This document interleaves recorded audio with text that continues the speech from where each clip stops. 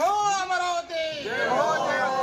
పవన్ కళ్యాణ్ గారి నాయకత్వం వర్ధిల్లాలి, పవన్ కళ్యాణ్ గారి నాయకత్వం వర్ధిల్లాలి. జై హో అమరావతి, జై హో జై హో. ప్రజానికానికి ఈరోజు ఒక వరము లాంటిది. ఎందుకంటే ఈరోజు గత 3 రోజుల కిందట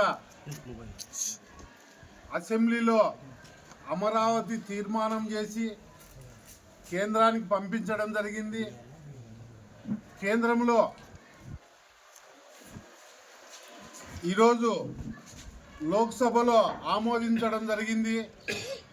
ఈ అమరావతి కోరిక రాష్ట్రం ఉమ్మడి రాష్ట్రంగా ఉన్న విడిపోయిన 2014 నుంచి ఈ రోజుకు పూర్తిగా ఒక అధికారికంగా అమరావతి అనే ఒక రాష్ట్రానికి కేంద్రంలో ఈరోజు అధికారికంగా ప్రకటన చేయడం ఆమోదించడం జరిగినదంటే ఈరోజు 5 కోట్ల ఆంధ్రులకు ఒక సంతోషకరమైన పండుగ వాతావరణం. ఈరోజు రాష్ట్ర భవిష్యత్తు కోసం ఇది సరైన దినం అని భావించని తెలియజేసుకుంటున్నాం.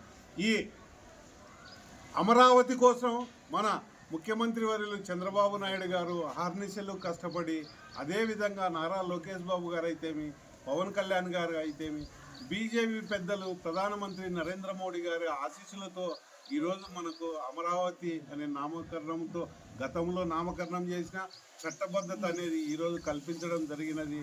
ఇది మన భవిష్యత్తు యువతకైతేమి, ప్రతి ఒక్కరికి, రైతులకైతేమి, మహిళలకైతేమి, ప్రతి ఒక్కరికి మన రాష్ట్రానికి దీన్ని ఒక సెంటర్ పాయింట్గా అమరావతిగా గుర్తింపు చేయడం మన చంద్రబాబు నాయుడు గారు కూటమి ప్రభుత్వం వచ్చిన తర్వాత ఇక్కడ ఉండడము. అమరావతి అంటే దేవతలు సందర్శించి అక్కడ ఉండేవారనే ఒక మంచి స్థలంలో నిర్మించడం జరుగుతూ ఉంది అమరావతిని.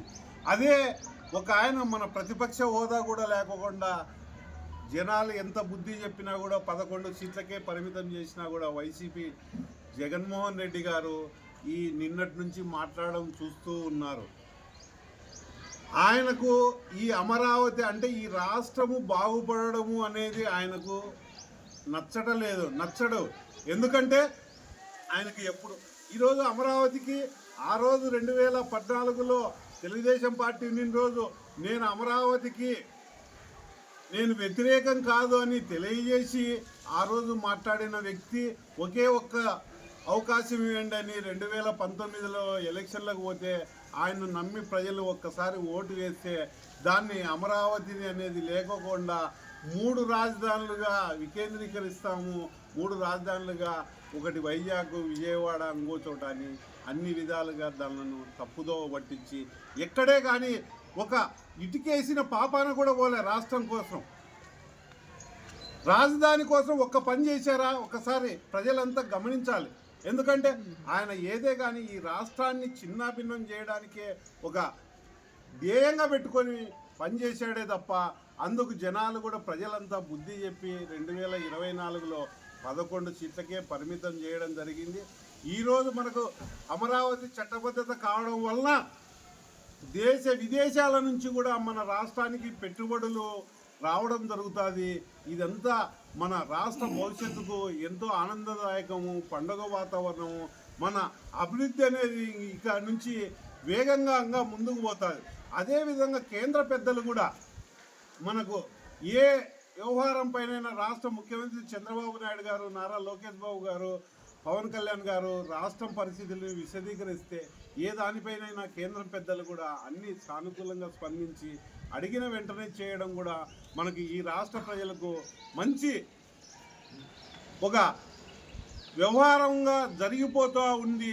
డబుల్ ఇంజన్ సర్కార్ అనేది ఎంత వేగంగా వెళుతుందో ఒక్కసారిగా ఇప్పుడు ఈ రాష్ట్రం 2024 నుంచి ఎంత పురోగతి చెందుతుందో ఒక్కసారి ఆలోచించండి.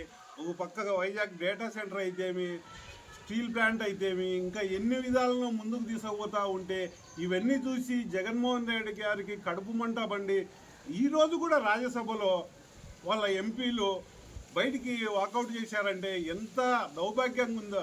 ప్రజలారా ఒక్కటే మిమ్మల్ని కోరేది, ఆయనకు అమరావతి మనకు రాజధాని, ఈ రాష్ట్రానికి రాజధాని ఉండడము ఆయనకి ఇష్టం లేదు కనుకనే ఇలా ప్రవర్తిస్తున్నారు.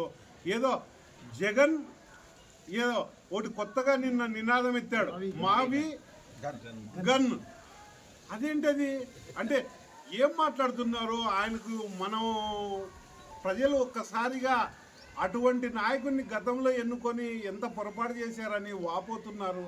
ఇదంతా ప్రజలు గమనించి రేపు జరగబోయే ఈ రాష్ట్ర ప్రతి ఎన్నిక కావచ్చు, ప్రతి దాంట్లో అభివృద్ధిలో ప్రతి ఒక్కరూ తోడయి చంద్రబాబు నాయుడు గారికి, కూటమి ప్రభుత్వానికి మద్దతు తెలియజేసి జై అమరావతి, జై అమరావతి, జై అమరావతి, జై అమరావతి.